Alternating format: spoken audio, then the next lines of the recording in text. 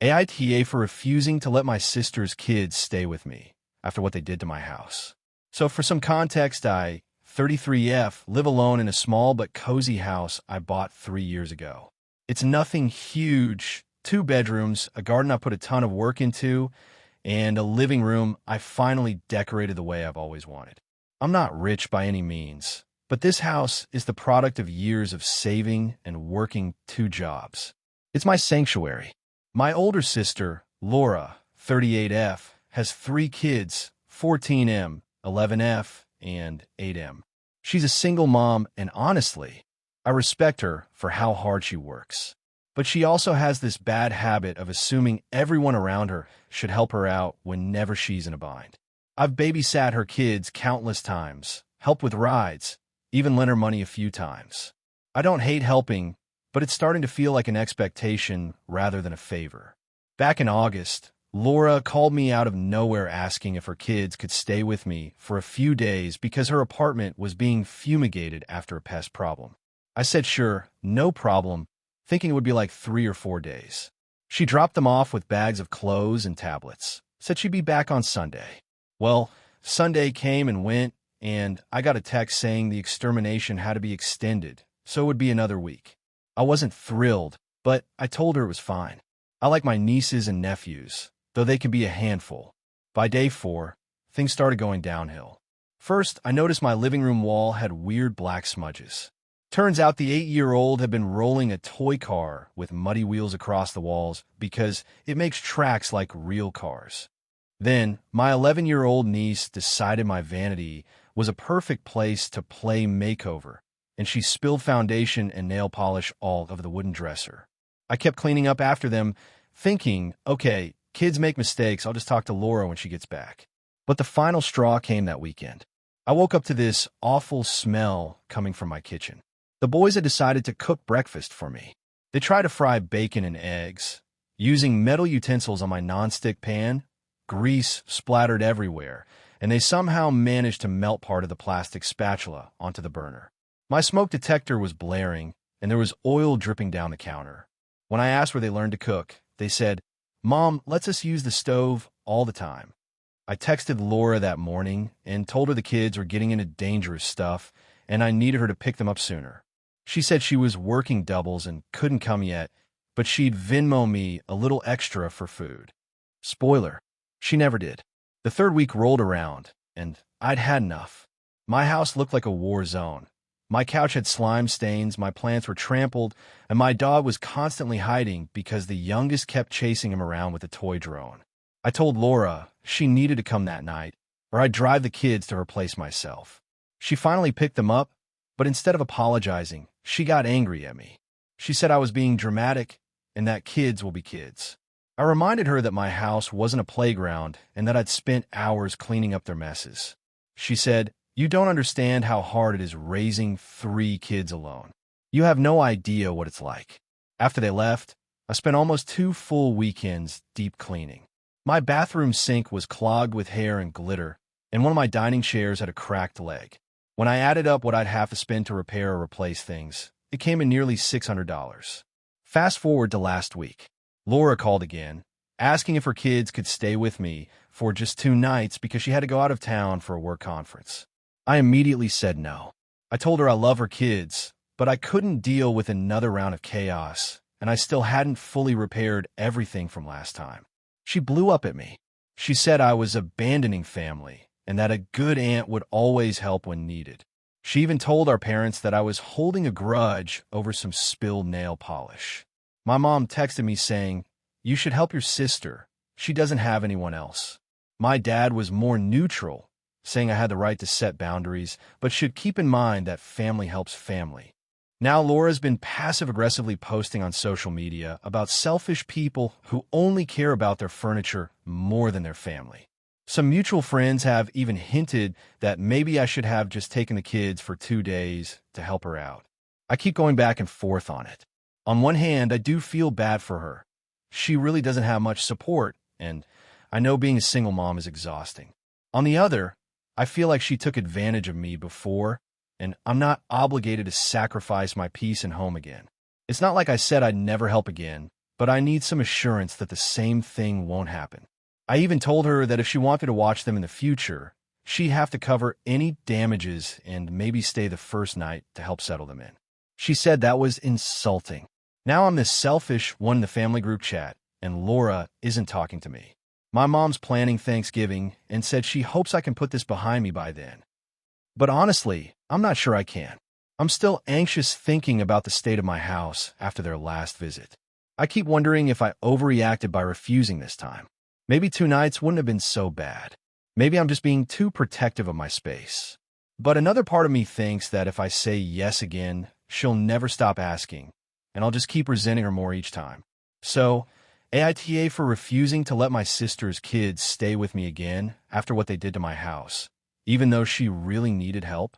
If you enjoyed the video, don't forget to leave a like and subscribe to the channel.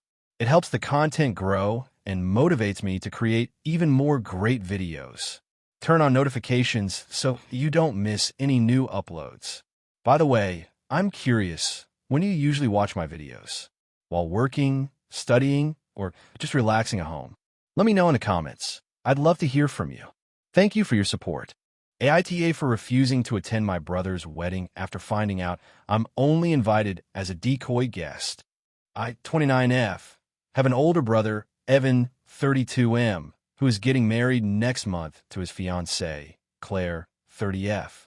For some background, Evan and I were never super close growing up, but we've always had a decent sibling relationship. We text on birthdays, meet for coffee sometimes, and we both love our parents deeply, so we'd always see each other at family gatherings. Claire and I never had any problems either. At least I thought so. She's polite but distant. The few times I've tried to get closer, she's brushed me off in that I'm too busy kind of way. No big deal. Not everyone clicks. When they got engaged last year, I was genuinely happy for them. I offered to help with wedding planning, even offered to host a small bridal shower, but she politely declined, saying her maid of honor already had everything under control. Fast forward to about a month ago when the wedding invitations went out. I didn't get one. My parents did, my cousins did, even my brother's coworkers did, but not me. I figured maybe it was a mistake, so I texted Evan. He didn't reply right away, which was odd for him. The next day he called and told me there had been a mix-up with the guest list and my invitation must have been lost in the mail. He assured me I was invited. That felt a little weird, but whatever. I let it go. Then, 2 weeks later, my friend Kara, who is also friends with one of Claire's bridesmaids, sent me a screenshot from a private group chat the bridesmaids were in. My name had come up. Apparently, Claire told her bridesmaids that she and Evan were worried about numbers and appearances.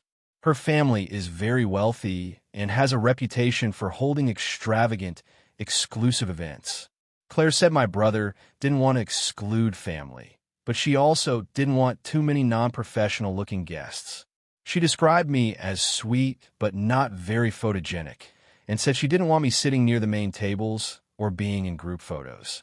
But the part that really broke me was when one of the bridesmaids asked if I was coming to the ceremony. Claire replied, "Yes, she'll come. She's our decoy guest." When another girl asked what that meant, Claire said something like, "We're inviting her to keep the peace with Evan's family, but she's not part of the actual guest experience. We'll seat her at one of the filler tables near the back, so no one notices if she leaves early." I was humiliated. I cried for hours. I didn't tell anyone right away because I didn't want to cause drama. But after thinking about it for a few days, I decided to confront Evan. I called him and told him exactly what I saw. He got quiet, then admitted that Claire did say something along those lines, but he tried to minimize it. He said she didn't mean it to sound cruel. She just didn't want the seating to be awkward. He then said something that honestly made me lose it. You know how Claire is about aesthetics. She wants everything to look cohesive. Please don't take it personally. I told him that being labeled as a decoy guest was beyond insulting and that I wouldn't attend a wedding where I was being treated like a placeholder. He got defensive and accused me of being dramatic. He said he was under a lot of pressure and that I should just show up, smile for the photos, and let it go. That was the last straw. I told him I wouldn't be attending and that I hoped his perfect pictures turn out amazing without me in them. A few days later, my mom called me crying. Apparently, Evan told the family I was boycotting his wedding over seating arrangements. He conveniently left out the part where his fiancée called me a decoy. My parents are begging me to reconsider because they don't want family tension on the big day. My dad tried to stay neutral, but he did say, "It's only one day. Maybe just go, keep your distance, and move on." But I can't. I can't show up to a place where I'm unwanted and be treated like an afterthought while pretending everything is fine. It would crush my self-esteem. To make matters worse, Claire actually had the audacity to message me last week. She wrote, "Hey, I heard you're thinking of not coming. I hope that's not true because it would really upset Evan. I don't want things to be awkward, but if you do come, please understand the photographer has a very specific vision, so we might not have time for extended family photos. I hope you understand." That message sealed it for me. I didn't even respond. Now my brother isn't talking to me, and my parents are heartbroken. My mom said, "You'll regret not being there someday." And maybe she's right, but right now all I feel is hurt. My cousin told me half the family secretly agrees with me, but won't say it out loud because they don't want to start a fight. The worst part? I found out yesterday that my brother told people I refused to support his marriage because I was jealous of Claire. That's not just unfair, it's a total lie. I've done nothing but try to support him. Now I'm torn. Part of me wants to stand my ground and skip the wedding completely. The other part of me wonders if maybe I should just suck it up, attend quietly, and let them have their picture-perfect day without giving them more ammunition to say I'm the problem. I don't want to be petty. I don't want to ruin my relationship with my brother forever. But how can I look him or Claire in the eye knowing they see me as a prop instead of family? So, AITA for refusing to attend my brother's wedding after finding out I'm just their decoy guest. AITA for refusing to let my brother and his fiancée move into my house after they got evicted, even though I have plenty of space. I, 33F, bought my own house 3 years ago after working ridiculous hours for nearly a decade. It's a modest but beautiful 3-bedroom home with a big yard, a finished basement, and a small office space that I use for remote work. I'm single, no kids, and I've worked hard to build a quiet, comfortable life. My younger brother Jake, 29M, and I were raised by a single mom who struggled a lot financially. We're close, but he's always been the kind of person who expects things to work out for him without much effort. He's smart and charming, but kind of irresponsible. Goes through jobs quickly, racks up debt, spends money on things he doesn't need. Jake has been dating his fiancée, Lila, 27F, for about 4 years. She's very outgoing and friendly, but tends to follow Jake's lead in everything, which isn't always good. They were renting an apartment together until last month when they got evicted. Apparently, they've been behind on rent for several months because Jake lost his job in April and Lila quit hers in June to focus on her online business, which from what I can tell mostly involves posting beauty product reviews and asking followers to buy through her affiliate links. Anyway, 2 weeks ago, Jake called me sounding panicked. He said they had nowhere to go, that they'd been staying in their car for a few nights, and asked if they could stay with me just for a couple of months while they got back on their feet. I hesitated because I know how that usually goes.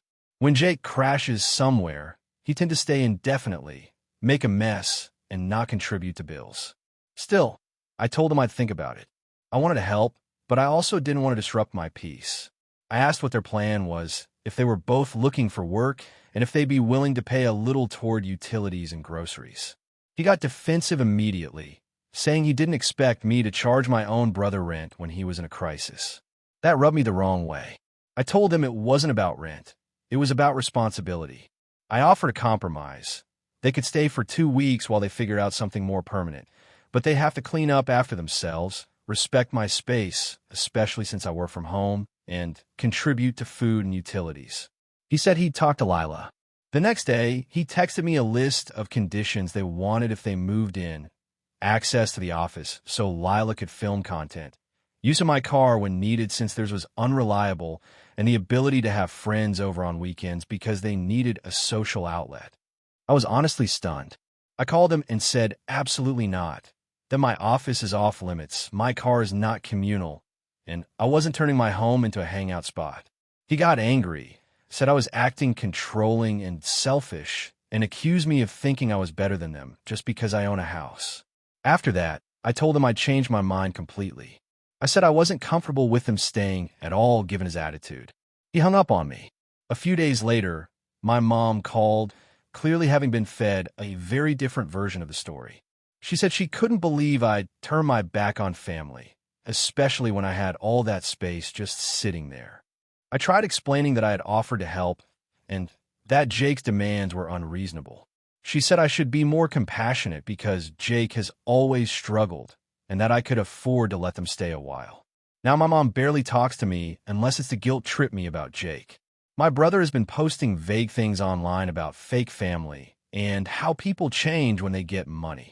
Lila even made a TikTok about toxic relatives who gatekeep kindness, which a mutual friend sent to me.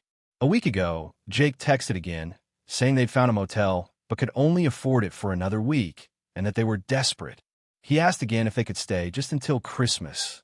I told him no. He blew up, called me heartless, and said I was condemning them to sleep in their car again. I reminded him that I wasn't responsible for their choices and that he needed to take accountability. Since then, half my family thinks I'm awful. My aunt called me cold and said if your mother had been that selfish, you wouldn't have had a roof growing up. My cousin, on the other hand, told me she completely understands because Jake has mooched off her before too. I keep wondering if I was too harsh. I know they're struggling, and the thought of them living in a car makes me feel guilty. But I also know how Jake operates. If I let him move in, he'd never leave. He'd take over my space, argue about boundaries, and probably contribute nothing. I talked to a few friends about it, and one of them said something that stuck with me. You work for your peace. Don't feel bad for protecting it. Still, the guilt lingers. Every time I come home to my quiet, clean house, part of me feels like maybe I should have done more. But then I think about what it would actually be like, Lila taking over my office, Jake sleeping until noon, them hosting people, leaving dishes everywhere, making excuses about finding jobs soon. I've seen this pattern before. It always ends with me resenting them and them calling me uptight. To make it worse, my mom said Jake told her he's done with me unless I apologize and make it right. She told me family should always come first, even when it's inconvenient. I told her I love them, but love doesn't mean enabling. She hung up on me. Last night, I found out through another relative that Jake and Lila are planning to move in with one of Jake's old friends for a while, which honestly is probably for the best. But I can't shake how much damage this has done to my family relationships. My mom has always had a soft spot for Jake, so I know she's taking his side emotionally. Now I'm wondering if I really am the bad guy. Maybe I should have just let them stay for a month or two and set firmer rules. Maybe it would have been chaotic, but at least they wouldn't be homeless. Then again, I know how slippery that slope is. So, am I the asshole for refusing to let my brother and his fiancée move in, even when I technically had the space and they were desperate?